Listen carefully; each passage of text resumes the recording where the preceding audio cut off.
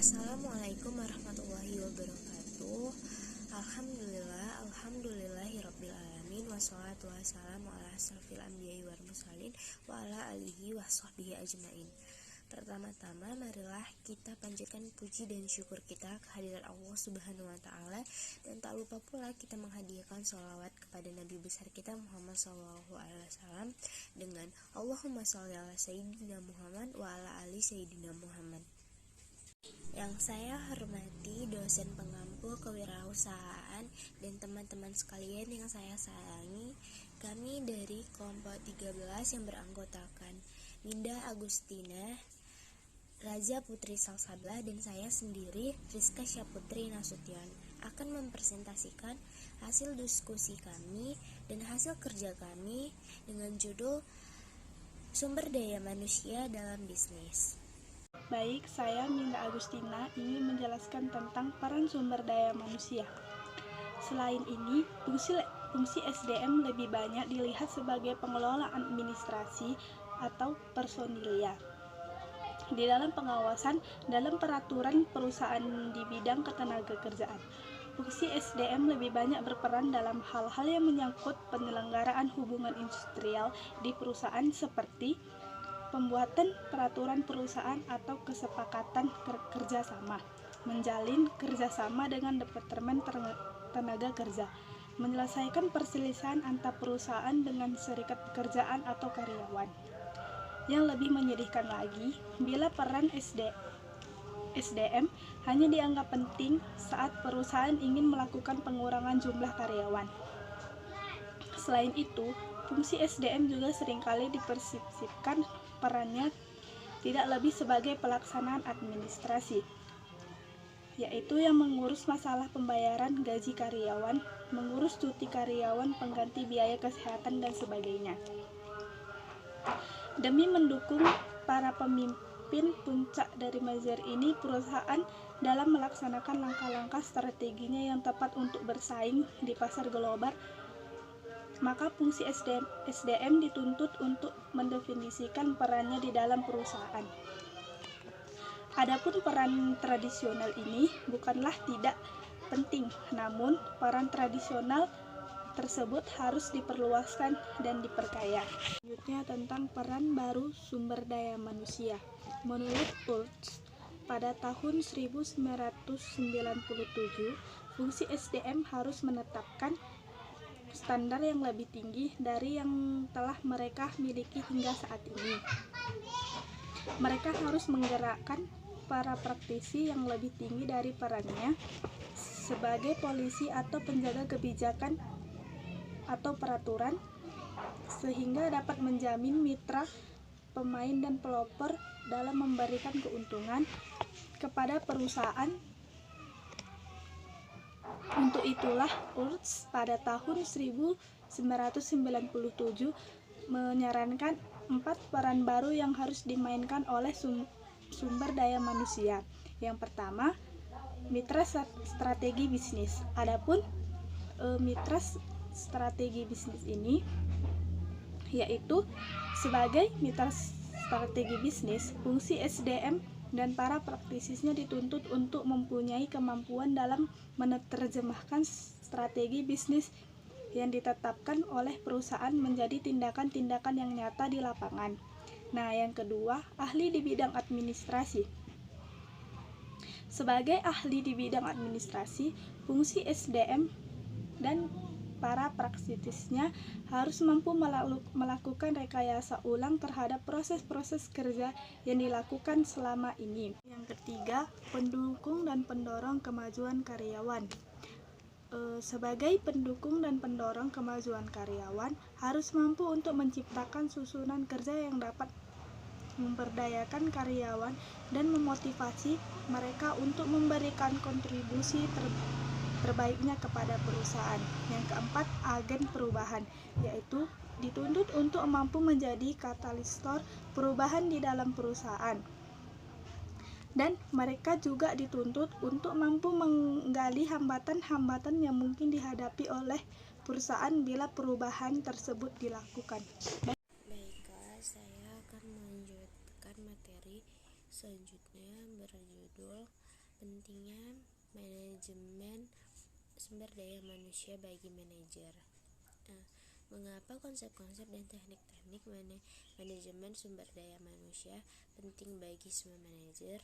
Yaitu karena untuk menghindari beberapa kesalahan karyawan saat melakukan tugas manajemen, seperti mempekerjakan orang yang tidak cocok dengan pekerjaan, mengalami perputaran karyawan yang tinggi, menemukan orang-orang yang tidak terbaik, terus perusahaan yang dihadapkan ke pengadilan karena tindakan diskriminasi, terus perusahaan yang dinyatakan berada di bawah undang-undang keselamatan kerja karena praktik yang tidak aman, terus memiliki beberapa karyawan yang berpikir bahwa gaji mereka tidak adil dan relatif tidak sama dengan yang lainnya dalam organisasi. Selanjutnya, memberikan kekurangan pelatihan-pelatihan untuk departemen. Terus ada juga bertanggung jawab atas suatu praktek tenaga kerja yang tidak adil.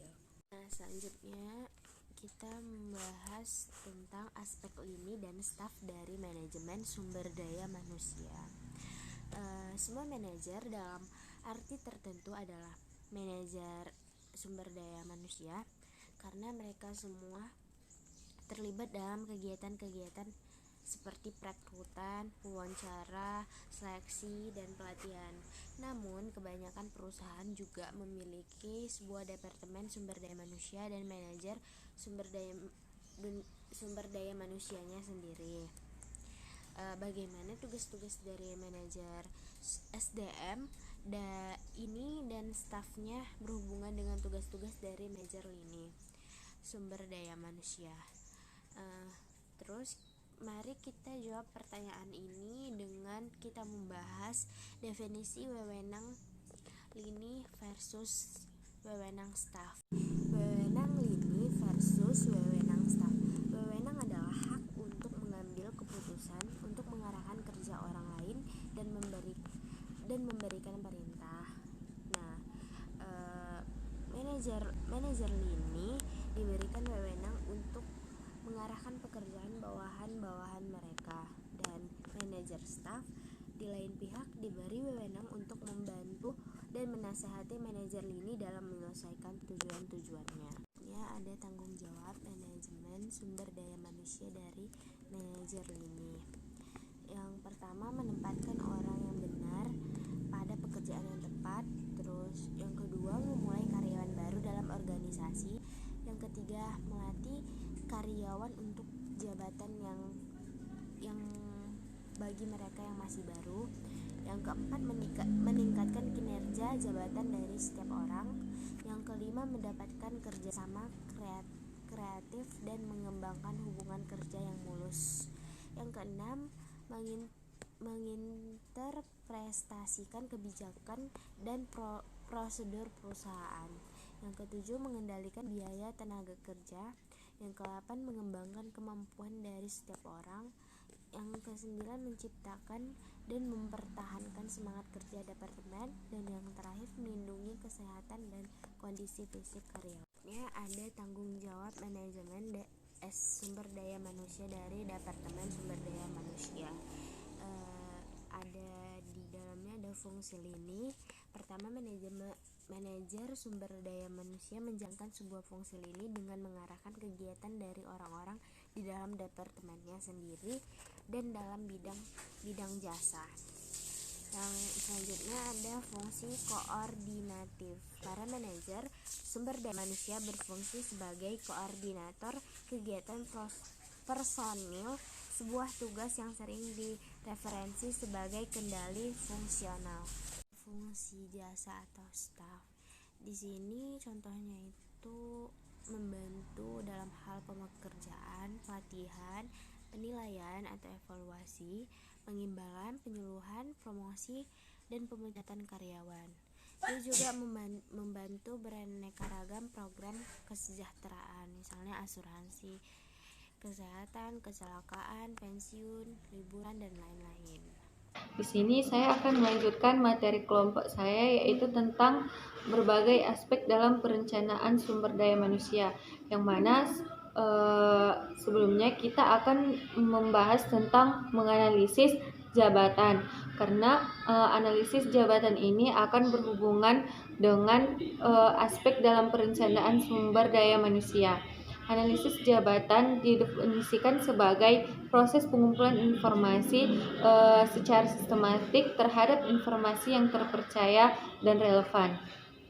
Kemudian dalam menganalisis jabatan, hal yang pertama yang dapat kita lakukan ialah analisis pekerjaan, yang mana analisis pekerjaan ini merupakan suatu proses pertimbangan yang dibuat dengan cara mengumpulkan data-data sehubungan dengan pekerjaan tersebut, serta merupakan suatu proses untuk menetapkan dan melakukan dokumentasi dari hubungan pekerjaan terhadap prosedur karyawan seperti training, seleksi, kompensasi, dan penilaian kerja.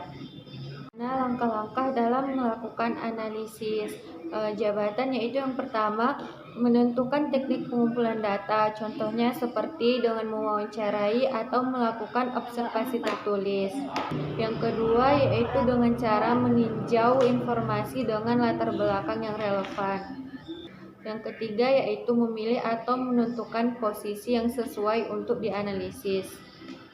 Yang keempat yaitu menganalisis jabatan dengan mengumpulkan data-data seperti kegiatan pekerjaan dan lainnya.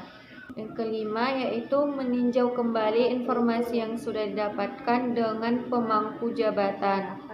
Dan yang keenam yaitu dengan mengembangkan uraian jabatan dan spesifikasi jabatan. Yang mana uraian jabatan tersebut adalah yang pertama perencanaan tenaga kerja, yang kedua itu pengadaan tenaga kerja berupa karyawan, yang ketiga penilaian prestasi kerja atau keempat pelatihan serta pengembangan, yang kelima yaitu kebijakan kompensasi berupa imbalan yang akan diterima karyawan sebagai bentuk jasa untuk kerja keras mereka. Yang keenam, perencanaan karir. Karyawan yang bekerja dapat merencanakan karirnya sejak awal hingga akhir berhenti kerja. Sehingga manajemen karir dan hubungannya dengan perencanaan sumber daya manusia dimulai dengan perencanaan sumber daya manusia dengan memadukan pasokan calon dengan jabatan yang tersedia. Kemudian dibagi menjadi dua bagian, yaitu yang pertama, kebutuhan sumber daya manusia yang di dalamnya terdapat syarat-syarat berupa jumlah, keahlian, pekerja, kinerja, dan pengalaman. Dan yang kedua yaitu pasokan sumber daya manusia yang tersedia sama halnya dengan kebutuhan sumber daya manusia. Keduanya menghasilkan peramalan, kemudian pengembangan karir yang di dalamnya mencakup sub-sub proses yaitu pilihan bersifat jabatan, organisasional, yang mana keduanya menghasilkan peramalan, kemudian pengembangan karir yang di dalamnya mencakup sub-sub proses yaitu pilihan bersifat jabatan, organisasional, kemudian penugasan kerja, pengembangan diri, rekrutmen dan seleksi, alokasi sumber daya manusia, penilaian serta evaluasi, dan yang terakhir yaitu pelatihan serta pengembangan. Baiklah, sekian presentasi dari kelompok kami, kelompok 13. Kurang dan lebihnya saya mohon maaf. Billahi taufiq wal hidayah. Assalamualaikum warahmatullahi wabarakatuh.